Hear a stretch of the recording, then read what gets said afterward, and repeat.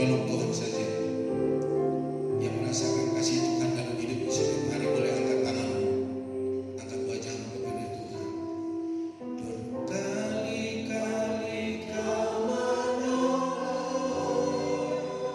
Amin. Berkali-kali Kau kuatkan. Dalam rasa sakit Engkau ada. Yesus setia. Amin. Sungguh-sungguh katakan kepada Tuhan berkali-kali. Berkali-kali Yesus kami bersyukur. Berkali-kali Kau kuatkan. Dalam lembah gelap Engkau ada. Yesus setia. Kita berikan sorak-sorai bagi Tuhan kita. Haleluya, haleluya, haleluya. Berkali-kali Kau menolong. Berkali-kali Kau kuatkan. Dalam rasa sakit Engkau ada. Yesus setia. Haleluya, haleluya. Berkali-kali Kau menolong. Amin. Inilah juga yang terjadi dalam hidup kami di berkali-kali. Amin, amin. Yes.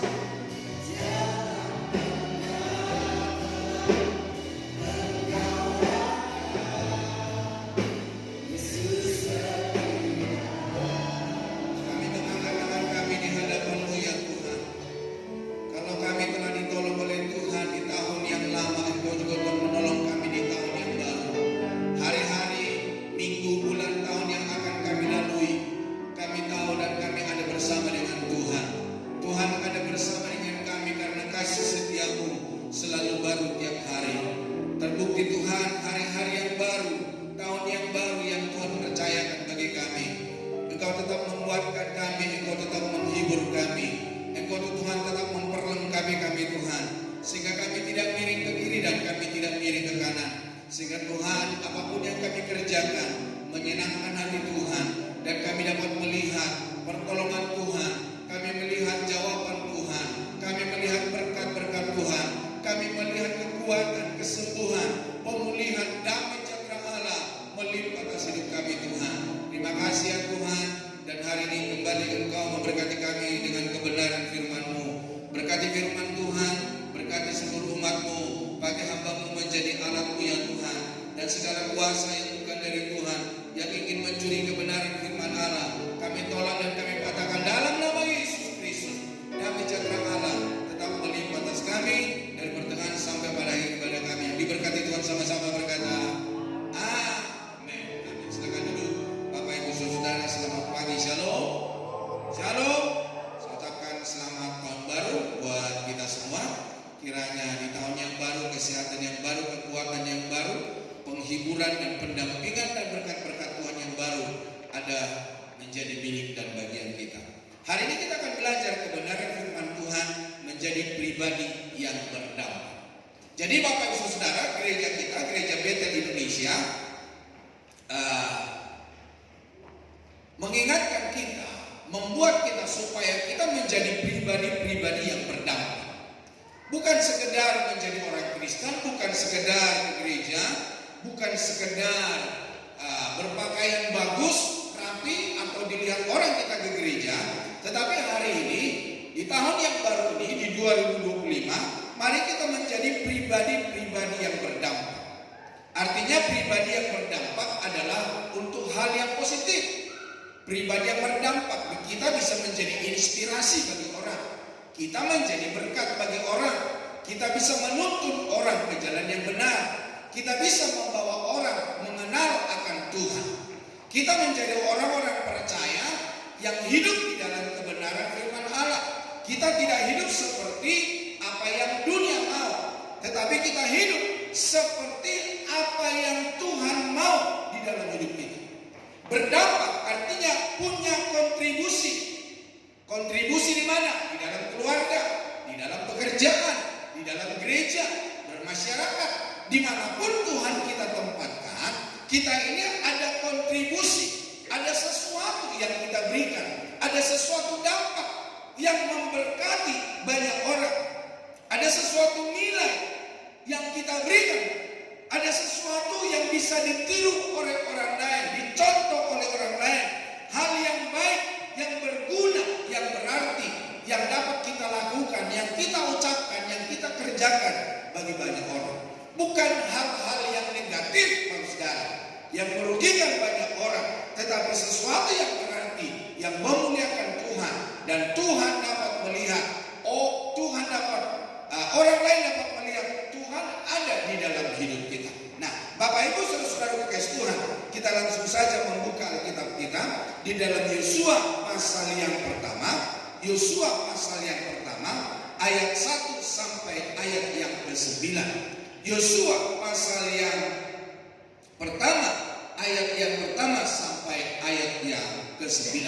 Mari kita baca bersama Yosua pasal 1 ayat 1 sampai 9, 2, 3. Sesudah Musa hamba Tuhan itu mati, berfirmanlah Tuhan kepada Yosua bin Nun, abdi Musa itu demikian, hambaku Musa telah mati, sebab itu bersiaplah sekarang, seberangilah sungai Yordan ini, engkau dan seluruh bangsa ini, menuju negeri yang akan kuberikan kepada mereka, kepada orang Israel itu.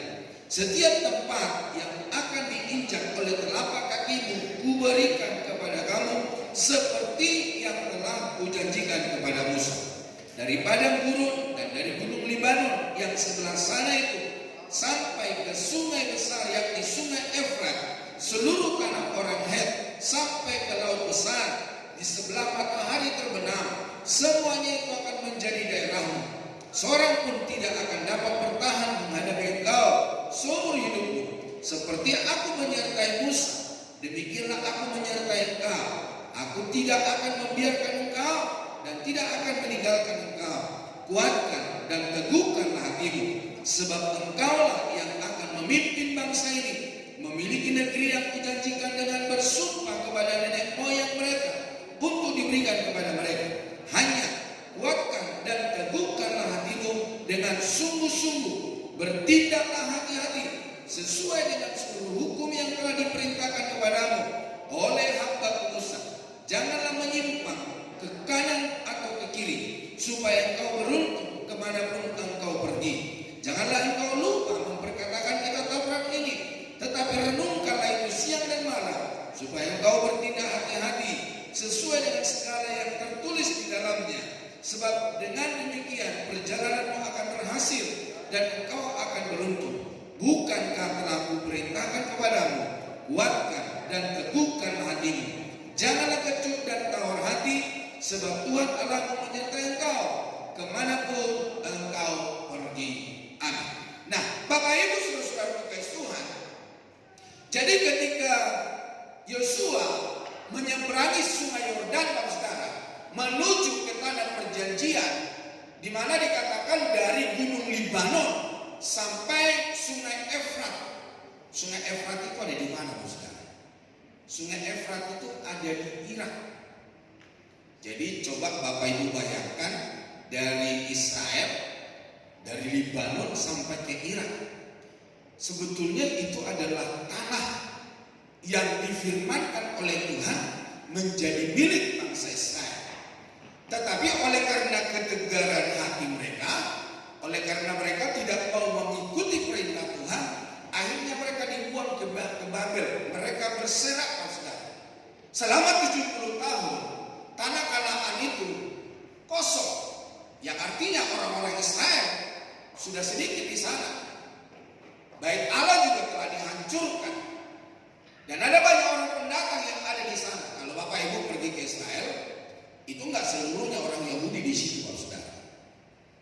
Enggak seluruhnya orang-orang Israel ada di situ. Orang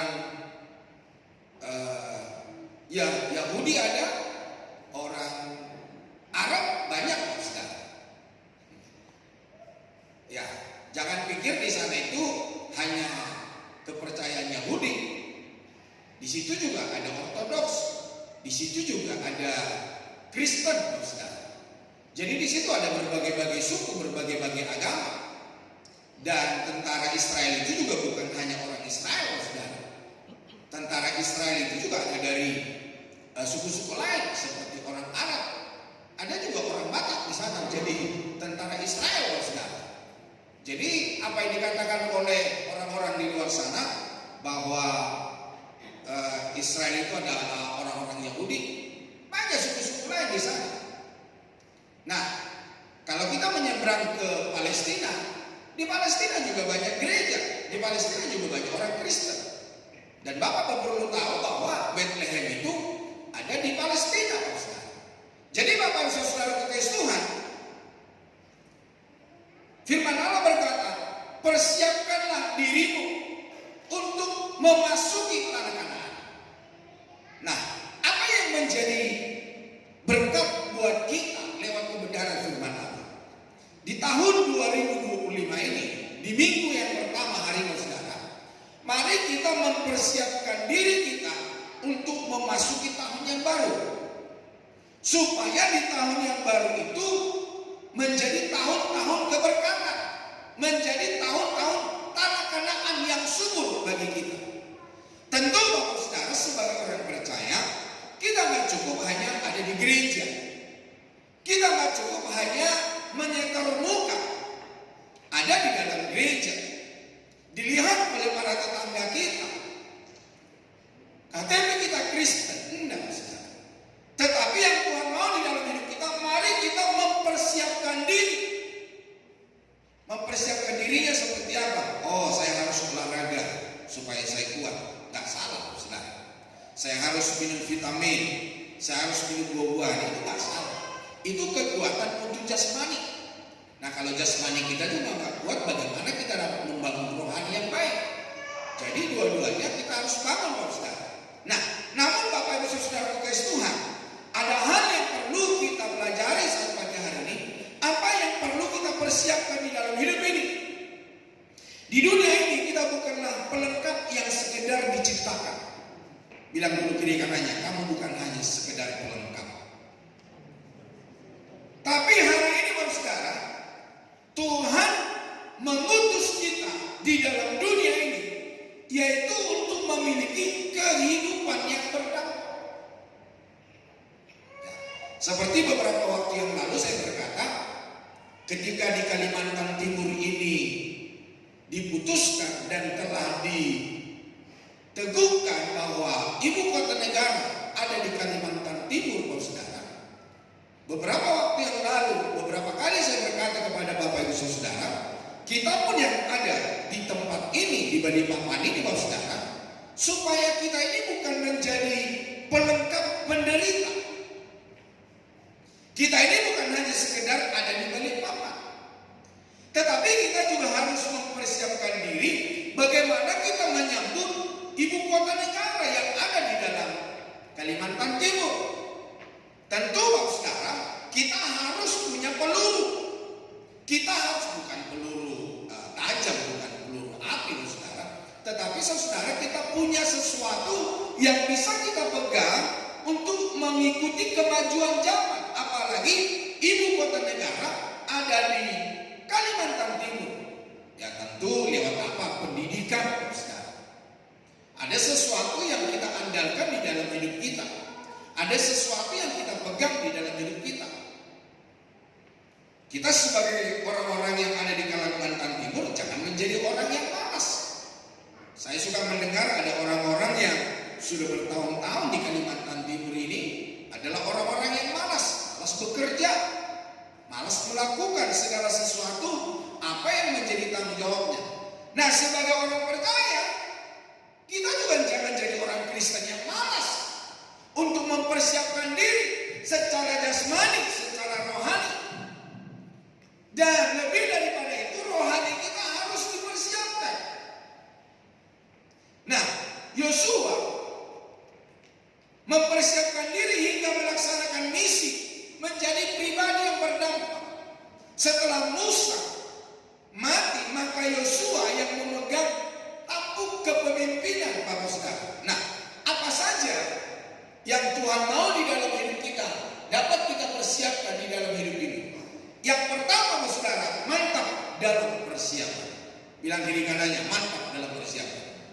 Memasuki tahun 2005 ini, mari kita mantap, saudara. Apapun tantangan yang diperhadapkan bagi kita, mari kita mantap. Yang artinya, mari kita sudah siap menghadapinya. Apapun kata orang, mau situasi, mau ekonomi seperti apapun, kita sudah mantap menghadapinya. Jadi mantap itu artinya begini, kita sudah menata diri, sudah menata rohani, sudah memperlengkapi diri, memperlengkapi rohani kita. Masuk di tahun 2025, kita upgrade, saudara. Kalau kita ada di tingkat 1, kita harus naik ke tingkat 2. Kalau kita sudah ada di tingkat 2, mari kita naik ke tingkat 3. Jadi jangan puas dengan apa yang Bapak Ibu hadapi dan miliki hari ini. Tetapi saudara, ada sesuatu peningkatan, ada progres. Saya sudah bilang kepada pelayan-pelayan bahwa jangan puas dengan sebagai singer, jangan puas sebagai jemaat, tetapi puaslah kalau ada sesuatu kepercayaan yang diberikan kepadamu. Jadi Bapak Ibu Saudara yang belum ikut melayani, ayo kita melayani, saudara. Saya berkata, saudara-saudara yang menjadi singer bisa belajar dari worship leader.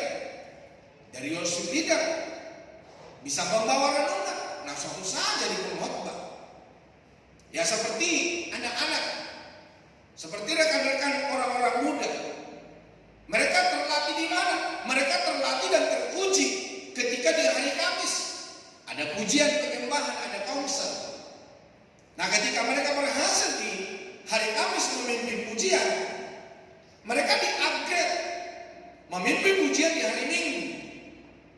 Anak-anak yang main musik, mereka bisa melayani di Minggu. Jadi Bapak Ibu Saudara, ada sesuatu persiapan. Nah, saya bilang ke teman-teman di 2 semalaman kemarin bahwa ayo di tahun 2005 untuk seluruh jemaat juga, mari kita hafal Alkitab. Ya mungkin gak bisa seluruhnya. Dalam 1 bulan ini 2-3 ayat, gak usah pasal lah. 2-3 ayat, atau mungkin Bapak Ibu mau hafal 1 pasal juga lebih bagus, saudara. Untuk apa, saudara? Ketika kita menghadapi masalah, ketika kita menghadapi tantangan hidup, ketika kita menghadapi persoalan, kita punya pelurunya. Kita punya alat untuk apa? Menangkisnya. Kita punya alat untuk apa? Untuk kita tetap kuat. Jangan jadi orang Kristen yang menye-menye, saudara. Sedikit-sedikit ngambek, sedikit-sedikit ngambek, sedikit-sedikit marah, sedikit-sedikit tinggalkan Tuhan, sedikit-sedikit tak mau melayani. Mari kita mantap di dalam Tuhan. Jadi Bapak Ibu Saudara, firman Tuhan kepada Yesus, bersiaplah sekarang. Sekarang. Nah, kalau besok, sekarang juga. Kalau minggu depan kita baca, sekarang juga. Artinya saudara, setiap saat, setiap waktu kita bersiap. Setiap saat, setiap waktu kita memperlengkapi diri. Ya, jadi jangan puas dengan apa yang ada. Nah, di dalam firman Allah berkata di dalam Lukas pasal 14. Di dalam Lukas pasal 14, mulai dari ayat 28. Injil Lukas pasal 14 ayat 28. Yuk kita baca bersama, dikatakan apa? Sebab siapakah di antara kamu yang kalau mau mendirikan sebuah menara tidak dahulu membuat anggaran biaya, kalau cukup uangnya untuk menyelesaikan pekerjaan itu, supaya jikalau ia sudah meletakkan dasarnya dan tidak dapat menyelesaikannya, jangan-jangan semua orang yang melihatnya mengejek dia sambil berkata, orang itu mulai mendirikan tetapi ia tidak sanggup menyelesaikannya. Atau raja manakah yang kalau mau pergi berperang melawan raja lain tidak dahulu untuk mempertimbangkan apakah dengan 10.000 orang dia sanggup menghadapi lawan yang mendatanginya dengan 20.000 orang? Jikalau tidak, ia akan mengirim utusan selama musuh itu masih jauh untuk menanyakan syarat-syarat perdagangan.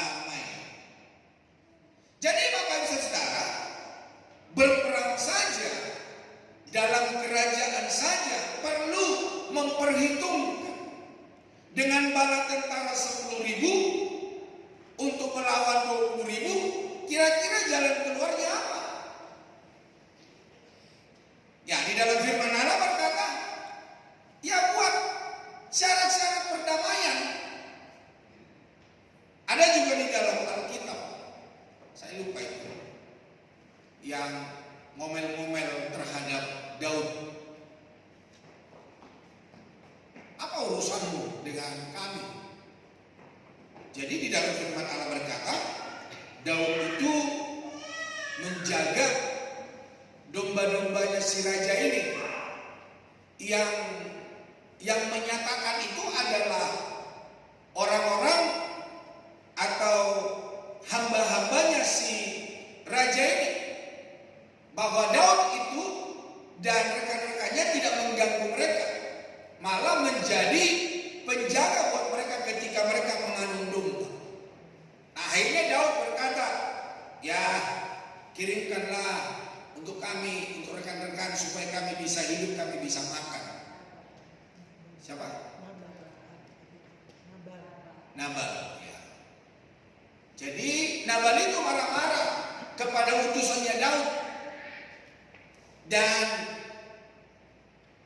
akhirnya ya, loh, kami kan gak minta, cuma sekedar supaya adalah untuk orang-orang di sini, begitu kira-kira. Akhirnya Daud marah, saudara, pengen dibunuh itu si Nabal. Istrinya tahu bahwa Daud dan rekan-rekannya ingin mencelakai dia dan mencelakai keluarganya. Akhirnya istrinya dengan diam-diam memberikan perdamaian kepada Daud. Dikatakan dalam firman Allah, istri Nabal itu mengumpulkan domba-domba harta untuk diberikan kepada Daud. Yang akhirnya apa, saudara? Akhirnya Daud tidak melaksanakan niatnya karena dibalas dengan hal yang tidak baik oleh Nabal, saudara. Nah, Bapak Ibu Saudara, di dalam firman Allah berkata, di mana ada orang mendirikan sebuah menara, di mana ada orang mendirikan sebuah rumah, di mana ada orang mau buka bisnis usaha, tidak memperhitungkan untung ruginya, strateginya, atau tempat yang akan dibuka di mana. Apakah tidak memperhitungkannya? Apakah asal buka? Tidak, saudara. Tentu Bapak Ibu Saudara yang bekerja pun memperhitungkan. Jangankan kita menjadi pengusaha, kita yang bekerja dalam perusahaan juga memperhitungkan. Ketika bekerja dalam perusahaan ini, gajinya berapa? Apakah kita bekerja di situ hanya kerja roli atau kerja apa namanya ini? Tidak ada sesuatu untung. Tidak ada pun di antara kita, saudara, bekerja dalam sebuah perusahaan untuk tidak mendatangkan untung. Jadi Bapak Saudara kekasih Tuhan, mempersiapkan diri, memantapkan diri, saudara, memperlengkapi diri untuk apa? Supaya kita bukan menjadi seorang pelengkap penderita. Jadi ketika kita masuk di dalam tahun 2025 ini, ya mungkin kita bukan semua kita menjadi pemenang, tetapi paling tidak, saudara, kita dapat bertahan, kita dapat survive, saudara. Kita dapat mempertahankan iman kita bisa mempertahankan ekonomi kita bisa mempertahankan kesehatan kita bisa mempertahankan iman kita kepada Kristus. Jadi Bapak Saudara, apapun tugas dan tanggung jawab kita di dalam dunia ini, di tahun yang baru ini, supaya kita mempersiapkan diri dengan matang. Persiapan yang kita bisa lakukan, meningkatkan pengetahuan dengan tekun belajar. Saya termotivasi dengan si Opung Guru yang diwawancarai di Kid MD, di mana si Opung ini usia 67 tahun baru kuliah. Ya lucu juga gitu ya, 67 tahun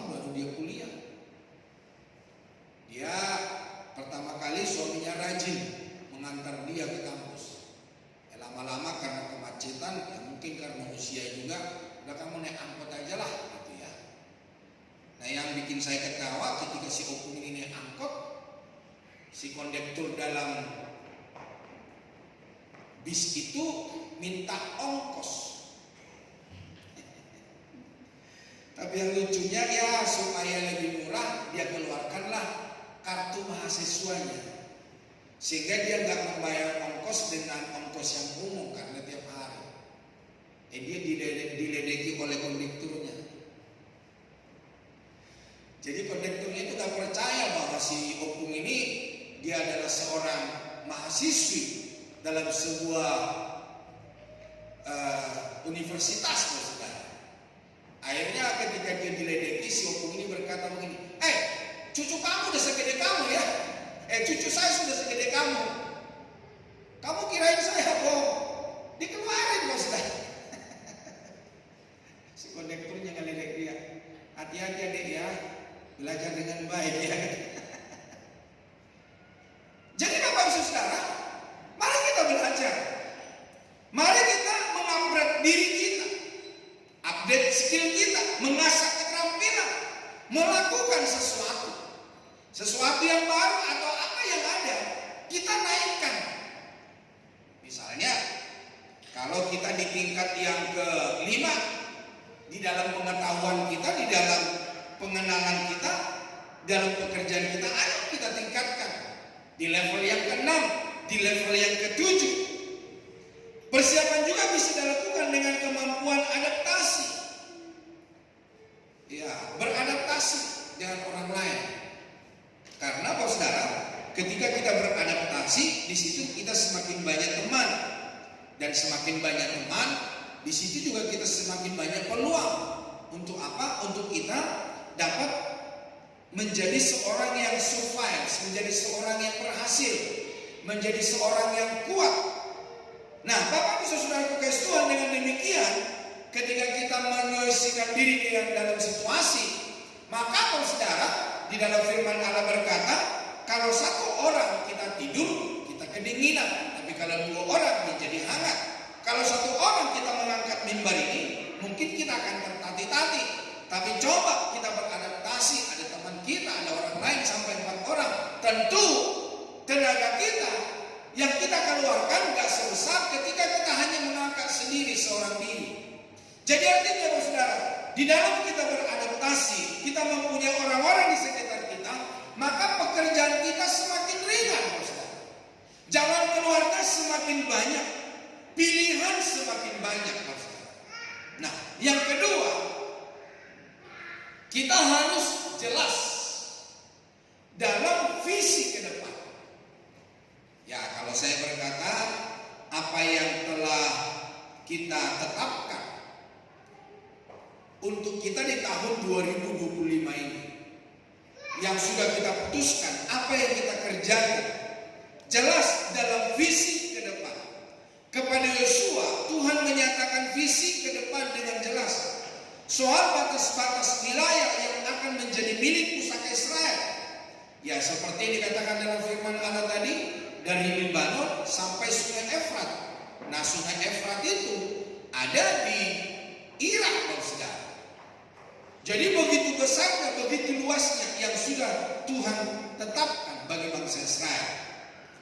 Jadi Bapak Saudara, artinya dalam hidup ini, supaya kita sebagai orang-orang percaya, kita juga telah ditetapkan oleh Tuhan menjadi orang yang percaya, menjadi anak-anak Tuhan, pemegang tongkat estafet di dalam Kristus, supaya kita dapat memperluas diri, memperluas kerajaan Allah, memperluas dampak kita di dalam dunia ini, mempengaruhi banyak orang ke hal yang benar, pengenalan akan Kristus, supaya ada banyak orang bertobat serupa segambar dengan Kristus.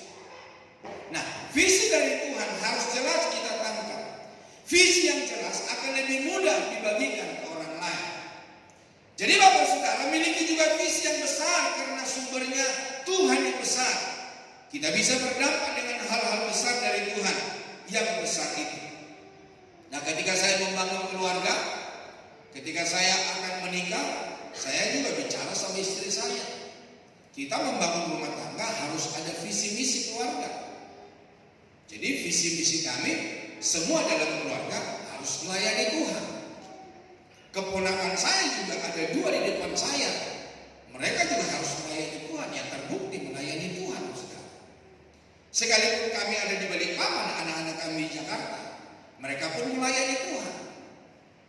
Nah, ketika mereka melayani Tuhan, ada jemaat-jemaat yang videoin, diteruskan kepada kami. Ini anaknya Pak Ulper, lagi melayani ini, lagi melayani itu. Jadi tanpa kami tanya anak-anak kami, jemaat sendiri yang memberitahukannya bahwa mereka ada dalam visi misi yang kami tetapkan dari semula.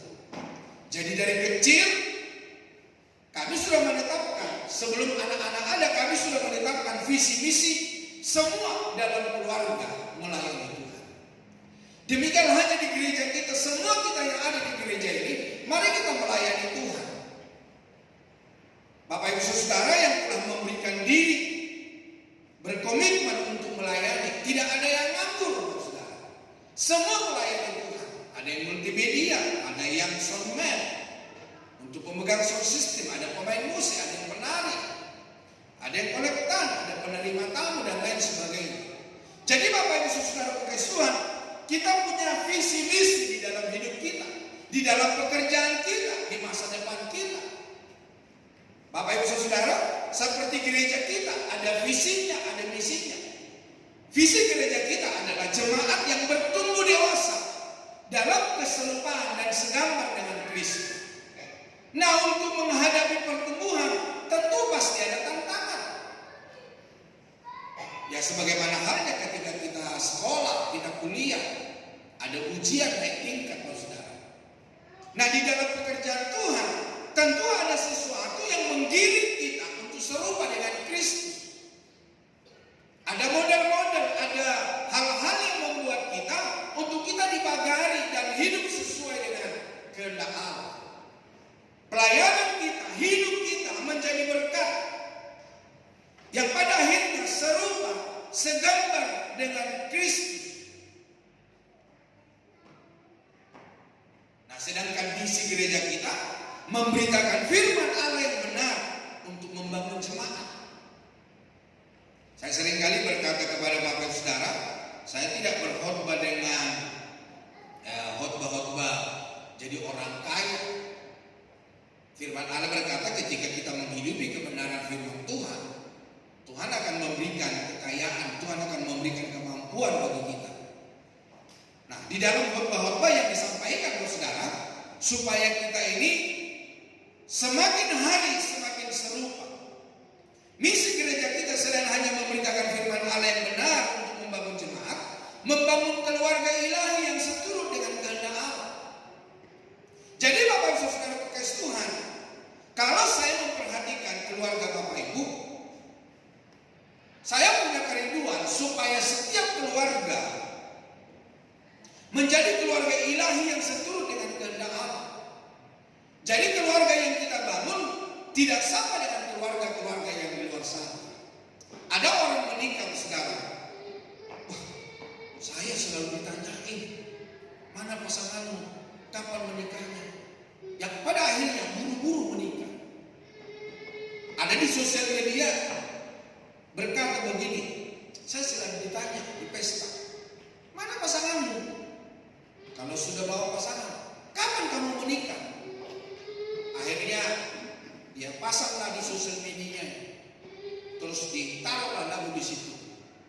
Udah, gak usah tanya-tanya saya, katanya begitu di dalam lagu itu. Jadi Bapak Ibu Saudara, biarlah lagu ini yang menerangkan saya sebagaimana aku ada hari ini.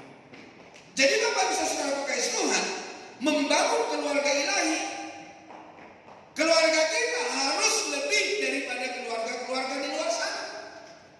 Ada banyak orang juga keluarga di sana punya anak yang udah sekedar punya anak aja, tapi nggak tahu apa yang mereka lakukan. Ya memang juga anak-anak kita menjadi anak-anak yang pintar, tapi adakah mereka sesuai dengan kehendak Tuhan? Kita bangun keluarga ilahi yang takut Tuhan, yang mengasihi Tuhan, dan juga membangun komunitas yang berdampak dan berpusat kepada Kristus. Komunitas-komunitas yang kita bangun berdampak enggak? Berpusat kepada Kristus enggak? Atau kita punya komunitas kita melakukan hal-hal yang negatif. Komunitas kita tidak bicara kebenaran firman Allah.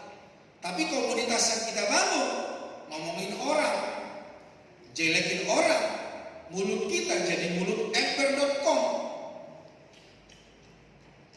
memberitahu kekurangan orang. Kamu tahu nggak si ini, si itu dan lain sebagainya. Jangan bangsa. Tapi biarlah kita seperti visi-visi gereja kita membangun komunitas yang berdampak dan berpusat kepada Kristus. Dan value dari pelayanan kita, melayani adalah suatu kehormatan. Jadi kalau kita bisa melayani, itu adalah sebuah kehormatan. Siapa kita di hadapan Tuhan? Tidak ada di antara kita lebih baik daripada orang lain. Kalau kita bisa melayani, itu adalah sebuah kehormatan. Tidak ada di antara kita, saya lebih kudus, saya lebih suci dari Bapak Ibu Saudara. Tidak, saudara. Tapi kalau kita bisa melayani saudara, tentu sebuah kehormatan. Dan kalau kita sudah diberikan sebuah pelayanan, kehormatan, ya tentu kita harus menjaga kekudusan. Ada juga teman-teman kita yang melayani berkata dengan diberikan sebuah pelayanan yang akhirnya di dalam pekerjaan di komunitasnya, dia juga berjaga-jaga. Karena apa? Oh, saya sudah melayani.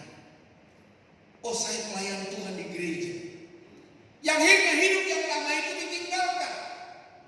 Misalnya ada orang-orang yang merokok, ketika mereka sudah melayani sudah tidak merokok.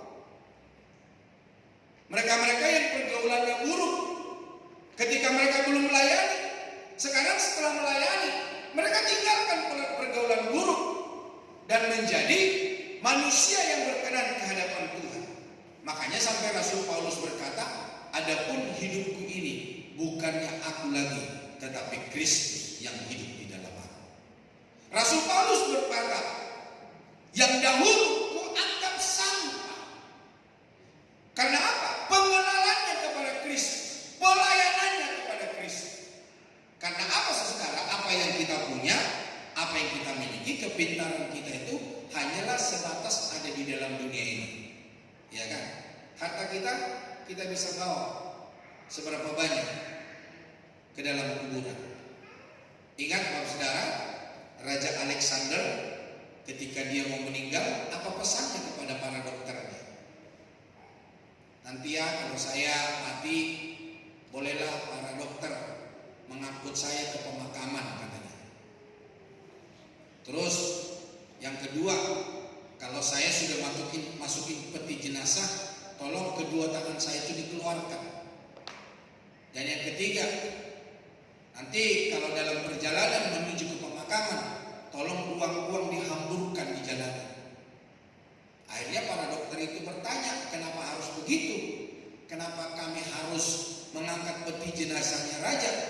Bukankah ada petugas tertentu yang sudah ditugaskan? Raja berkata begini, supaya dunia tahu bahwa dokter itu tidak bisa menambah umur saya, hanya menahan kematian saya. Oh, nah kalau tangan dikeluarkan di peti jenazah, itu kan bukan sesuatu yang biasa, ini khusus ini. Kenapa sampai raja harus mengeluarkan tangan? Dia berkata begini, supaya dunia tahu, saya nggak bisa bawa apa-apa. Ketenarannya, kerajaannya bisa dibawa enggak. Tentu juga jemaahnya nggak akan dikasih ke tempat kuburan. Ya seperti orang-orang kuno dulu, emasnya dibawa ke kuburan. Setelah keluarga pulang, kuburan dicongkel orang, emasnya diambil. Jangankan emas, saudara. Peti mati yang mahal aja di kota Jakarta itu diambil orang.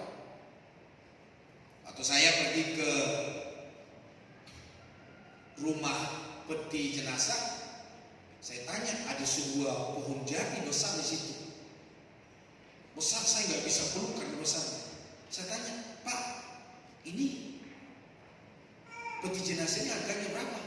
1 M katanya. Wih, mahal benar. Iya, dari jadi Pak Pendeta. Terus ya ada orang sih yang bisa bayar Pak Pendeta. Tapi mereka takut nanti setelah di kuburan keluarga pulang itu digali kembali Pak Pendeta. Jangankan peti jenazah seperti ini, yang ukir-ukiran aja, yang biasa, yang Pak Pendeta suka pakai, itu aja suka hilang, dicuri orang, apalagi yang harga 1 M. Jadi Bapak Ibu Saudara kekasih Tuhan, apa yang kita bisa bawa? Ya firman Allah berkata, iman kita, perbuatan kita kepada Kristus. Jadi Bapak Ibu Saudara, mari hari ini mempersiapkan diri. Mari kita sebagai orang-orang percaya supaya kita sebagai orang percaya dapat mengupgrade diri, mempersiapkan diri. Ada visi misi di dalam hidup kita. Yang berikutnya, yang ketiga, teguh dalam kekuatan. Jadi Bapak Saudara, seperti firman Allah kepada Yosua, teguhkanlah, jangan kecut dan tawar hati. Hari ini kalau Tuhan berikan kesempatan bagi kita masuk di tahun 2025, mari kita teguh, mari kita percaya diri, mari kita percaya bahwa kita punya kemampuan. Kenapa bisa punya kemampuan? Ya tadi kita sudah upgrade diri. Kenapa kita bisa kuat? Kenapa kita bisa teguh? Kita punya visi ke depan. Jadi ketika kita melewati tahun ini, kita sudah mengupgrade diri, kita sudah mempersiapkan diri, kita juga sudah punya visi-visi di dalam hidup kita. Yang ketiga, teguh dalam kekuatan. Berapa kali dinyatakan Tuhan kepada Yosua, kuatkan dan teguhkan hatimu. Mungkin Yosua ragu karena masih muda, Bapak Saudara. Tetapi Tuhan berkata, kuatkan dan teguhkan. Karena apa? Tuhan telah berjanji, Tuhan akan menyertai dia. Karena itu Tuhan menekankan kepadanya agar membangun keyakinan diri berdasar panggilan dan penyertaan Tuhan. Nah, Bapak Ibu Saudara kekasih Tuhan, jika Tuhan yang memanggil dan menyertai, tantangan bisa ada, tetapi kemenangan menjadi bagian kita. Tentu kita pasti menghadapi tantangan, saudara. Tapi kalau kita teguh, maka kita akan melihat hasilnya. Makanya seperti banyak orang berkata, tidak ada salib, tidak ada mahkota kalau tidak ada salib. Tidak ada juga hasil kalau kita tidak mengerjakan sesuatu. Tidak ada medali tanpa pertandingan. Tidak ada mahkota tanpa salib. Jadi bangsa kekasih Tuhan, tidak ada sabuk juara dengan sebuah pertandingan. Jadi bangsa kekasih Tuhan, supaya setiap kita di dalam hidup ini kita teguhkan hati kita, dan tidak ada juga penuaian yang akan kita tuai jika tidak ada penanaman. Jadi mari kita teguhkan hati kita. Yang keempat, yang terakhir, kamu boleh maju ke depan. Berakar dalam firman. Nah ini paling pamungkas, saudara. Jadi kita telah mempersiapkan diri, kita punya visi misi, kita kuat. Tapi jangan lupa, firman Tuhan itu adalah fondasi, dasar, kekuatan dan segalanya di dalam hidup kita. Sekalipun kita sudah punya visi misi, kita sudah memperlengkapi diri, mengupgrade diri, kita tetap kuat secara jasmani, tapi kita nggak punya pengharapan kekuatan di dalam Tuhan yang memberikan berkat dan kekuatan itu bagi kita.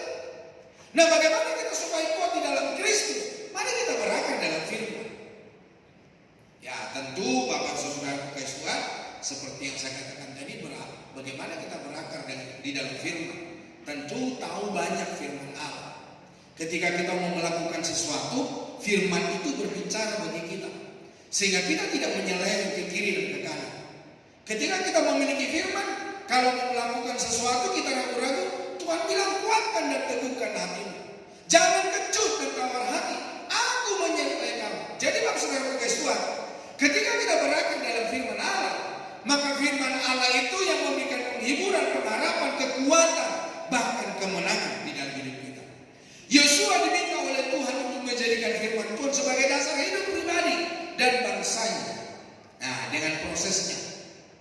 Prosesnya seperti apa saudara? Merenungkan firman. Prosesnya menyerap firman Tuhan dengan mempelajari, mencari maknanya dengan tekun, dan bertanggung jawab. Juga bertindak dengan sesama hati-hati sesuai prinsip yang didapatkan dalam perenungan. Jadi ketika kita merenungkan firman Allah, apa yang kita cari dari firman kita dapatkan, ya kita lakukan dalam hidup kita. Jangan sekedar tahu. Karena firman Allah berkata, berbahagialah orang yang mendengar firman Allah dan melakukannya. Jadi bukan hanya pendengar terhormat, saudara. Bukan hanya menjadi audition, tetapi kita menjadi pelaku. Nah, hasilnya perjalanan yang berhasil dan kehidupan yang beruntung. Kenapa kita bisa berhasil? Kenapa kita beruntung? Oleh karena Tuhanlah yang memberikan keberhasilan. Oleh karena Tuhanlah yang memberikan keberuntungan. Sebagai ayat terakhir di dalam Mazmur pasal yang pertama, ayat 1-3. Kita baca bersama 2-3. Berbahagialah orang yang tidak berjalan menurut nasihat orang fasik, yang tidak berdiri di jalan orang berdosa, dan yang tidak duduk dalam kumpulan pencemooh. Tetapi yang kesukaannya ialah Taurat Tuhan, dan yang merenungkan Taurat itu siang dan malam. Ia seperti pohon yang ditanam di tepi aliran air, yang menghasilkan buahnya pada musim, dan yang tidak layu daunnya. Apa saja yang diperbuatnya berhasil. Jadi Bapak Ibu Saudara, hari ini ketika kita mendengar firman Allah, jangan jadi pendengar, tetapi mari kita beralih. Supaya apa? Supaya kita jangan berjalan dalam nasihat orang-orang fasik. Kalau ada nasihat-nasihat negatif, ada nasihat-nasihat yang tidak baik, gak usah ikutin. Hiduplah di dalam kebenaran firman Allah.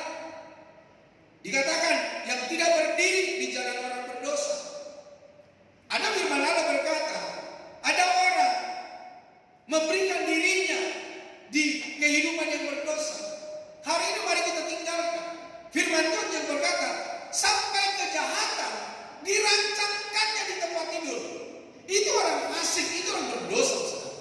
Tapi orang-orang yang merenungkan firman Allah, mereka menghidupi kebenaran firman Tuhan.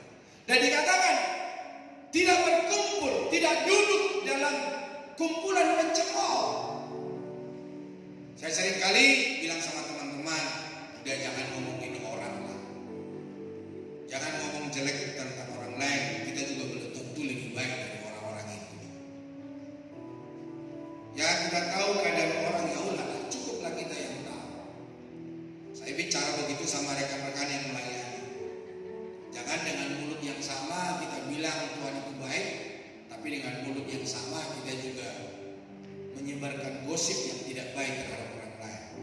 Jadi kita jangan sampai duduk dalam lingkungan pencemooh. Mari kita menjadi orang-orang Kristen yang selalu belajar, yang selalu naik tingkat, berprogres, semakin hari semakin benar, semakin hari semakin sesuai dengan kehendak Allah. Tuhan memberkati.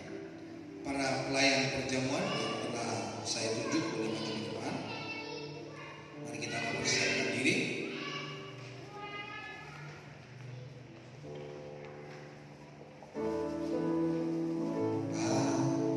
Terukur kasih-Mu Yesus, Kau telah mati, gantikan diri, Kau curahkan darah-Mu untuk tebus dosaku.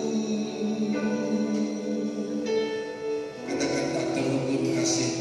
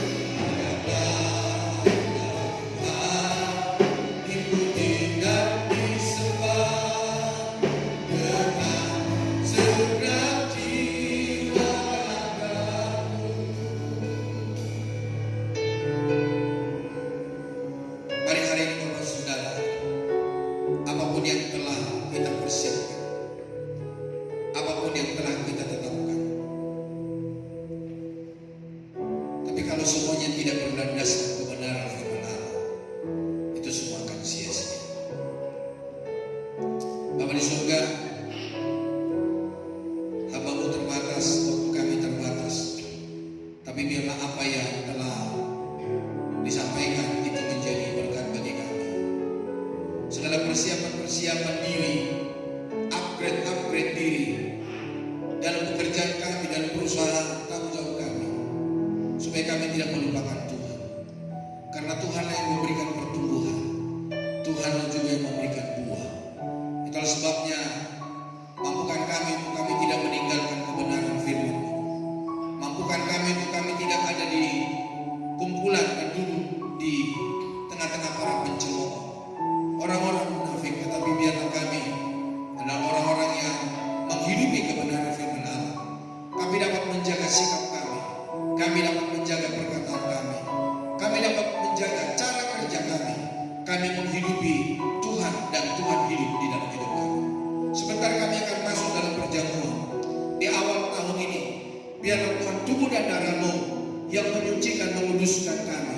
Tubuh dan darah-Mu yang bersatu dengan kami kuat menghidupi kebenaran firman Allah. Kami kuat tetap berjalan sesuai dengan kehendak-Mu ya Tuhan. Dan biarlah tubuh dan darah-Mu Tuhan Engkau berkati, dan juga segala penyakit yang kami derita, kami Tuhan disembuhkan oleh karena tubuh Kristus, oleh karena darah Kristus ada bersama-sama dengan kami. Berkati para petugas, berkati para pelayan, dan berkati juga Tuhan seluruh umat-Mu Tuhan. Kami pulang dari tempat ini, kami adalah umat-umat Tuhan menjadi pemenang, umat-umat Tuhan yang diberkati Tuhan, umat-umat yang dikuduskan, disucikan oleh Tuhan. Kami serupa segambar dengan Kristus. Dalam nama Tuhan Yesus kami terima tubuh dan darah-Mu ya Tuhan. Haleluya. Amin. Silakan duduk Bapak Saudara. Terimalah tubuh dan darah Kristus. Umur 12 tahun ke bawah yang juga belum dibaptis, supaya tidak ikut dalam perjamuan.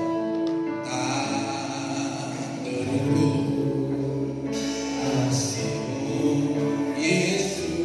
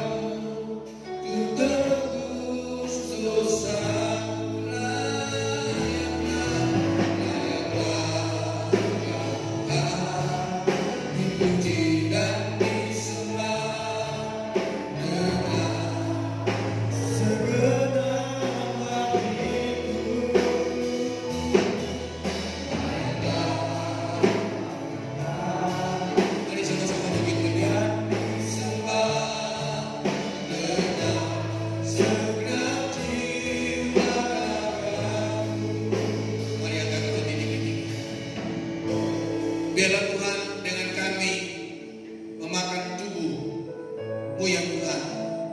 Tubuh-Mu ini menjadi kekuatan, tubuh-Mu ini menjadi kesehatan, tubuh-Mu ini Tuhan menjadi pengharapan, tubuh ini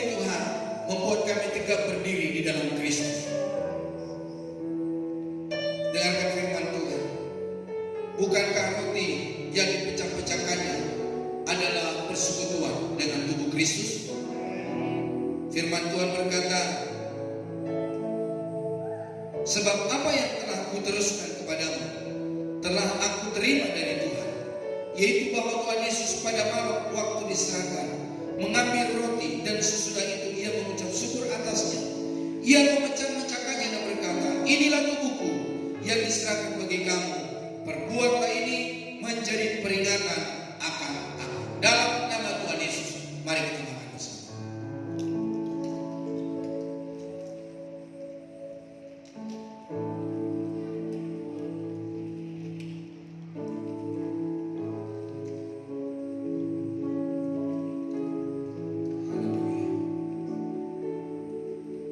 Kalau Bapak Ibu sudah siap,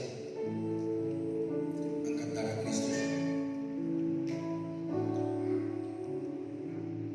Bukankah darah Kristus yang dicurahkannya adalah persekutuan dengan darah Kristus? Oleh sebab itu, dengarkanlah firman Tuhan. Demikian juga ia mengambil cawan sesudah makan lalu berkata, cawan ini adalah perjanjian baru yang dimeteraikan oleh darahku. Perbuatlah setiap kali kamu meminumnya menjadi peringatan akan aku. Sebab setiap kali kamu makan roti dan minum cawan ini, kamu memberitakan kematian Tuhan sampai ia datang. Amin. Mari kita minum bersama. Haleluya. Terima kasih. Mari bersyukur kepada Tuhan. Tuhan masih memberikan kesempatan bagi kita untuk memasuki tahun 2025. Tuhan masih memberikan kesempatan bagi kita untuk bersatu dengan tubuh dan darah Kristus. Berterima kasih buat pertolongan Tuhan. Berterima kasih buat kebaikan Tuhan. Dan buat komitmen sesuatu yang baru yang menyenangkan hati. Segala puji, hormat, dan bagi-Mu ya Tuhan. Terima kasih buat kekurangan-Mu. Terima kasih buat kebaikan-Mu ya Tuhan.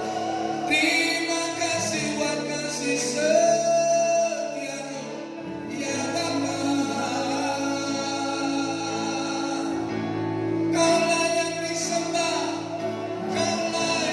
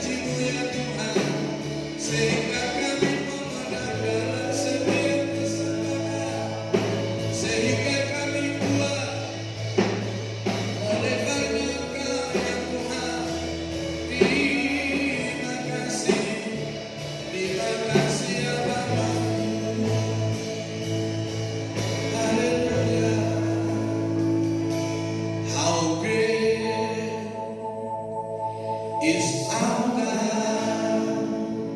Sing with me, how great is our God, and all we see how great is our God. Kita berikan tepuk tangan buat Tuhan kita, karena Dia layak dipuji. Haleluya. How great is our God. Sing with me, how great is our God, and all who see how great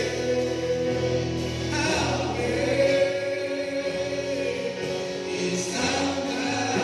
Katakan how great, hallelujah. How great is our God, yes. How great is our God, how great, how great, how great is our God. Sekali lagi katakan, how great is our God, hallelujah. How great is our God, hallelujah. How great is our God, haleluya. Engkau Allah yang besar, Engkau Allah yang berkuasa, Engkau penyembuh kami, Engkau kekuatan kami, Engkau penghiburan kami, Engkau yang menjamin masa depan kami, ya Tuhan. Terpujilah Tuhan kekal selama-lamanya. Kami berdoa buat mereka-mereka yang keadaan tubuh yang lemah. Engkau ulurkan tangan-Mu Tuhan. Jadilah sehat, jadilah sembuh, jadilah pulih di dalam nama Tuhan Yesus. Biarlah Engkau jaga mereka Tuhan. Terima kasih Tuhan yang mengalami masalah persoalan, mungkin membawa persoalan-persoalan di tahun 2024. Penghiburan kekuatan, pertolongan Tuhan menjadi milik bagian kami Tuhan. Terima kasih ya Tuhan. Berkati kota kami, berkati bangsa negara kami Tuhan. Berkati para pria, para wanita, berkati orang-orang muda, berkati anak remaja, berkati anak-anak Abi di gereja ini Tuhan. Biarlah setiap kami yang ada di tempat ini Tuhan dibela dan ditolong, dipulihkan dan diberkati oleh Tuhan. Dan sebentar kami akan memberikan persembahan. Terimalah persembahan kami menjadi rumah yang harum di hadapan-Mu Tuhan. Berkati kembali berlipat kali ganda. Dalam nama Tuhan Yesus kami bersyukur kepada Tuhan. Berkati Tuhan sama-sama berkata amin. Silakan Ibu Bapak Ibu, kita akan memberikan persembahan dan multimedia akan menayangkan acara kita dalam sebentar. Bapak Ibu Saudara yang dikasihi di dalam Tuhan, kiranya kita semua dalam keadaan sehat, baik secara jasmani maupun rohani, serta penuh sukacita dalam kasih dan berkat